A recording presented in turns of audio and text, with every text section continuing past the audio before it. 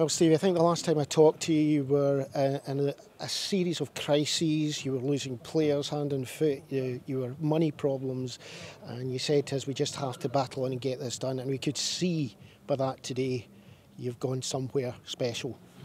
Well, listen, they're a special group of players. I've just said that to them. They may have missed out in the playoffs today, but in terms of mathematically, I don't think we can get there any longer. But in terms of today, in terms of the performances since January, it's been first class.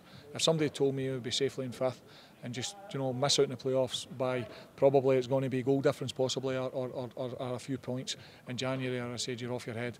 What this group of players have achieved since January is as good as what any group of players in this division has achieved this year, and that's including who goes on to win it. Whether it's Wraith or Ayr United, I wish them. You will obviously hope it's Ayr United. I wish them all the best. But in terms of that group of players, what they've achieved since January is nothing short of phenomenal. The last 3 games you had good victories. Before this match you had good victories, especially away to Arbroath and Alloa, and it was down to very hard working. The Alloa game last week, strong defensively, keeping working, and you've maintained that all the way through this game as well. We came here informed, we came here, and I know the pundits were talking about Ayr United winning leagues today and so forth. We just had to distance ourselves for that, and we did, and we just concentrated on ourselves. But we knew we were coming here in the back of 3 good performances, 3 good results. That's now made it a 4th good performance and a 4th good result, and it's 3 teams that's above us in the league. We've went away from home and won, so it's extremely pleasing. And again, the credit goes to the players. I can't stress that enough. The credit goes to the players because they've done really, really extremely well. The early goal really strengthened your position today, though. We did say that, we've done that in recent weeks. We've started games really well and at a high tempo. We did it last week against Alloa as well, and the week previous against Forfar, and we just spoke about that again all week in terms of the importance of coming to Ayr United and know, because if Ayr United started well and get the crowd behind them, that might have made it a difficult afternoon for us. But getting that early goal gave us something to silence the crowd and Ayr United in the early part of the game. They deservedly got their equaliser, and then I think the game kind of petered out. They had a spell where they were on top of us and we had to weather that, and then just before the red card I felt we were coming back into the game again, and then the red card obviously changes the game and it's a different type of game then. How did you see the red card? I never seen it. I mean, Morgan Neal has got a bit of a thick lip. I think Morgan's been clever because when it's happened he stayed down, and that makes a referee's mind up. But whether it was a red card I can't categorically say because I've never seen it. Good day for the band of supporters who were here with you. It was good. Listen, it's a derby for Stranraer. Ayr will probably say their derby's further up the road, but it's a local Ayrshire derby, and to win any Ayrshire derby, is always good for the supporters. So. Well, Ian, that was a tough one to take today, and it could have a lot to do with the last couple of matches as well. Lawrence Shanklin being sent off, and Wraith creeping just a wee bit closer. Yeah, I mean, listen, the league's there for us to win, and that's what we've got to do. But a real problem defensively just now. 4 or 5 out now, and Craig Reid doesn't look as if he'll make it.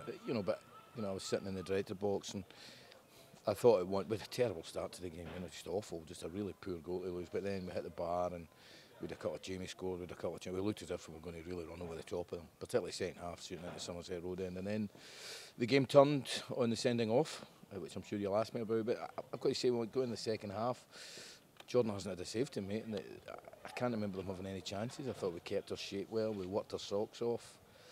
It's very, very hard in a game like that, particularly with the personnel that we've got. We've an awful lot of attacking players that are having to go and keep a shape, but then he got a penalty, which it was a penalty, that was a definite penalty, I thought, and scored it. Jordan nearly saved it, to be fair. And it led to us getting beat, which is a sore one to take, but we're still in the driving seat. We're 2 points clear with better goal difference with 2 games to go, so we'll have a roll call and see who's fit and ready and put out a team to go and try and win at Arwa. The sending off obviously is a key moment of this game, and it's causing a bit of controversy. Some people saying yes, it's an elbow, some saying it's not. What's your view on it? Well, I would defend the referee. I think at the time, for me, it maybe looked at, but I'm hoping once the SFA see the footage that there certainly wasn't a malice. He didn't go like that with his elbow. He's led with his elbow to try and head the ball. I thought it was a yellow card. I didn't think it was a sending off. And Lawrence is gutted. He feels he's let everybody down. But we'll certainly appeal it and hope the SFA look at it and rescind it to a yellow. And then we'll take it from there. I think it probably was a yellow, but there was no malice there to go and do somebody with a flying elbow. It was quite a tough tackling game. The referee let quite a lot go. It's good old-fashioned. I don't like to use the word derby for this kind of thing, but It was that kind of element to today. In the second half, there was quite a nasty tackle on Craig Moore, which looked like a sending off. Maybe, but I think the game developed into that. I thought for the first half an hour of the game it was a good game, and I thought we were really pressing well. And after we got a shot, we got ourselves back together after 5-10 minutes, and we're completely dominant in the game. And albeit they're playing with a lot of confidence. A lot of young boys with no pressure on them. And Faz has done a really good job, but we certainly looked at the team that was going to win the game until that incident. But it happened, and we're all very down about it. But you've got to remember, if you'd have said to Ayr United fans and Ayr United players and Ayr United directors and manager, 2 points clear with a superior goal difference going into the last two games, you'd have grabbed it. So let's go for it.